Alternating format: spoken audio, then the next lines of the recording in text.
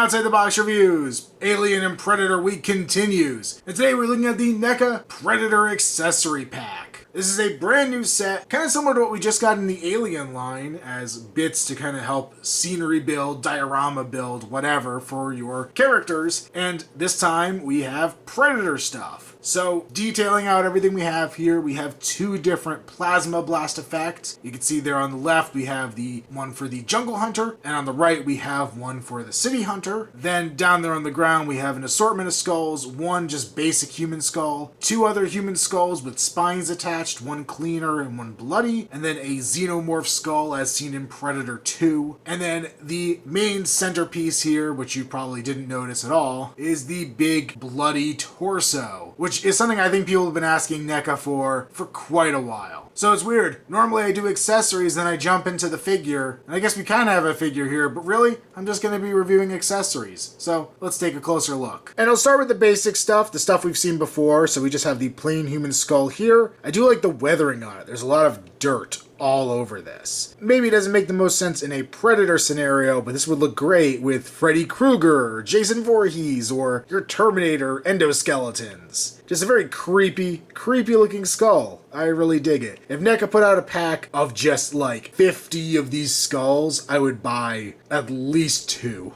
I would love just to have a legion of little skulls I could have on display with my different displays, because, come on, with the stuff that NECA focuses on, this would go a long way with a lot of our displays. And that's almost what makes getting 2 of these skulls so bittersweet, is that while they're really cool accessories once again, they're very specific to Predator, because it's not all that often that you have skulls with just the spine attached to them. That's very much a Predator trademark. And I guess you could rip the spines out of them, but still, I'd like to get more just plain skulls. The skull here on the left that's cleaner is still pretty dirty, not quite as dirty as the individual skull, but it does have some good dry brushed on black there. The bloody skull I really like. It almost has like a blood stain to it, like a pinkish orange red blood stain going all over all of it, and there's highlights of more extra wet blood just left on the skull. I don't remember the original version looking nearly this good in terms of paint application, so I'm pleasantly surprised with how well this came out. It really just has a great gross look I love, and it's nice and shiny. You can see the nice gloss on there as opposed to the matte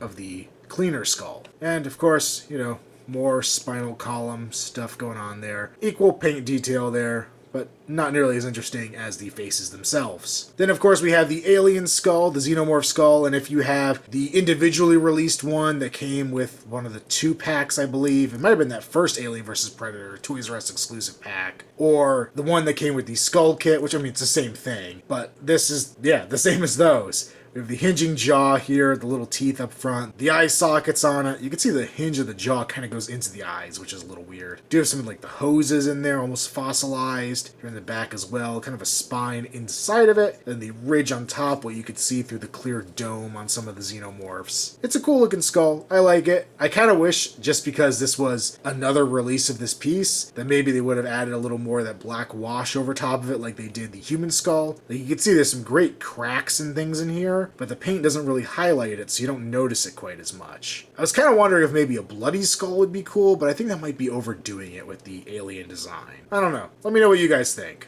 Would a bloody alien skull work? Next up, we'll take a look at the 2 blast effects, starting off here with the Jungle Hunter Blue blast effect. This is interesting. I'm kind of happy NECA's going into this territory. This is something more I associate with import figures, specifically like Tamashii Nations, Bandai stuff with the Dragon Ball Z, and Kaiju figures and things like that. And I will say I like how well both of these pieces are made, but I'm disappointed how the figures I'm attaching them to have not held up to match it. I will say these complaints are probably going to be negated soon because they are coming out with the ultimate versions of these figures, which I think each come with the blast effect. So if you don't want anything else in this set, you may be able to hold off. But we have the blue beam. It's a translucent blue. You can see kind of plumes here where it connects to the gun. It goes skinny here in the middle, then plumes back out. Then we have an opaque white tip here at the end to kind of simulate the, I guess, white hotness of it. Now, once I take this off, it's not going to go back on easily. You can see the hinge here on my cannon is a little weak, so it does have a tendency to plop down, which kind of sucks. I probably have better cannons because, I mean, I have so many of these, but this is the one that I had on my shelf, and I never realized how flimsy it was until I added weight to it. so that's a bit of a bummer. Also, my backpack doesn't want to stay on, so every time I try to attach the piece, it pops the backpack off. Then I pop the backpack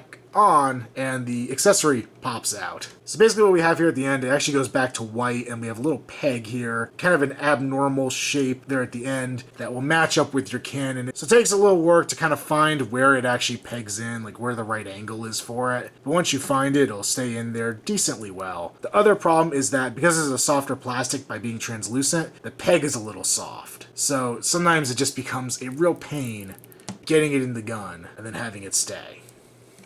The orange version that goes with the City Hunter is very similar, but slightly different. Obviously, it's an orange effect. It actually kind of has a flatter look to it. If you rotate the figure around, you can see instead of being a more cylindrical shape, it's pretty flat. It does plume out here at the end. It kind of looks like a sword. You get some of that opaque white there, and there's some opaque white back here where it connects to the gun. Now, unlike the other Predator, this one has a different problem because my slide section here that goes over the shoulder to hold the plasma caster in place is kind of widening. It's like the plastic's too soft and the plasma caster just pops out without much work. I could probably glue that back in place to keep it a little more rigid, but it is a bit of a bummer. But you can see here, it just pegs right over the end. Much easier to get this one in place. There's a hole in it, and then there's kind of a shelf up here at the top, so that shows you where the top of the piece is. It pegs in, it stays really well, it's pretty solid. Honestly, I like this configuration a lot more. It's more due to how the people who made the movie designed their version of the plasma caster, but it just works so much better for this accessory. I will also say that I think if you mess with it enough, you could probably get the blue one to stay on one of the AVP plasma casters, but it's not easy. And it doesn't seem to be meant for it, at least not to my eye, so I'm assuming eventually we'll get an AVP version. And then last but not least, we get our skinned body. I think this is pretty cool. I know a lot of people are probably using like skinless Julia figures from the Hellraiser line as skinned bodies or making their own custom pieces, but this is, I guess, an official version now. Now, it's made out of this gummy plastic, and I was kind of thinking to myself, it works because it makes it feel more like the movie prop in motion. It has the kind of wiggliness that a skinned body, I guess, you'd expect to have. But there's no reason I don't think that this couldn't just be a solid lump of normal plastic, because it doesn't have any articulation to it. I mean, you can move it,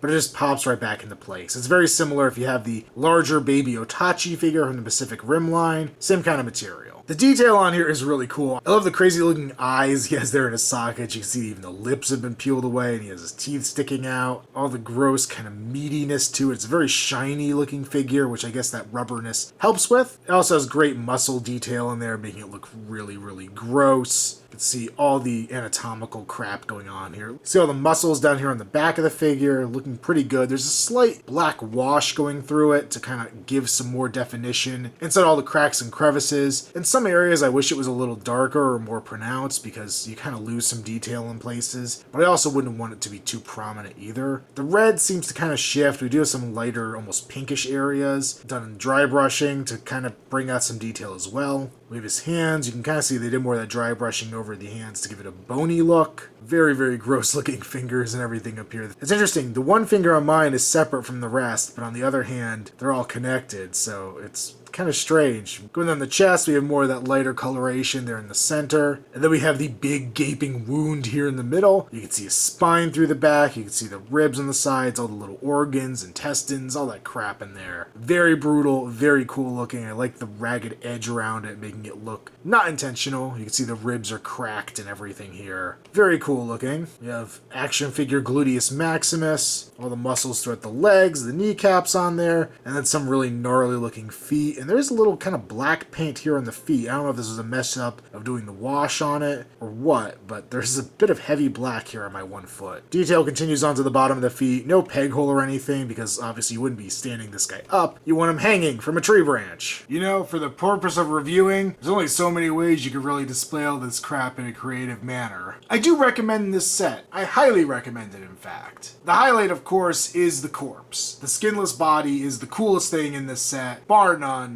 and was really the reason I bought this thing. The blast effects are cool, and they'll be neat to put on my other Predators. I have to remember that they'll go with plenty of the other ones released, since so many have used either the Jungle Hunter or City Hunter mold. So even once my Predators get replaced on the shelf with their updated Ultimate versions, there'll still be plenty of room for these accessories. And if I do buy more of these packs, which I'm considering, they'll still have a purpose. The skulls are cool, especially if you haven't already gotten them. As I said, I really like the individual skull without the spine, but the paintwork on that bloody skull I'm really digging. Somehow the alien skull becomes the piece that I'm least interested in of the whole bunch of it. But it's still a cool piece, and especially if you missed out on either the skull pack or its original release, and you don't have one in your collection, it's a neat piece to have. I just don't know if I need 3 of them. And no, that doesn't mean I'm getting rid of this one. I'm just saying it's kind of a weird thing to have a ton of. But this pack does get a very solid recommend. So that kind of ends my Alien Predator week. I guess this time of year we usually do kind of get these random single releases, and it just almost ended up being a wave of figures within a pretty short amount of time. Though we do have new waves of both Alien and Predator coming out soon. Both are Kenner tributes. The Predator set looks like the best set of Kenner tributes yet. The designs look much less cartoony and much more just vicious. And I am so excited for the Alien ones. I've talked about it way too many times, but I have so much nostalgia for those designs. I actually have the old Kenner ones, so I can't wait to review them and compare them and go full Pixel Dan on this. I do have a couple more Alien Predator things to review. The Cinemachines, I don't think I reviewed either Wave 1 or Wave 2, but there are some other reviews I want to get to before those. But if you are interested, leave a comment below, let me know, and if there's enough interest, I'll make sure I get to them sooner rather than later. Make sure you follow me on Instagram using them Outside the Box Reviews. Also check me out on Facebook, link below. And until next time, this is another Outside the Box Reviews. I've got to get to the chopper.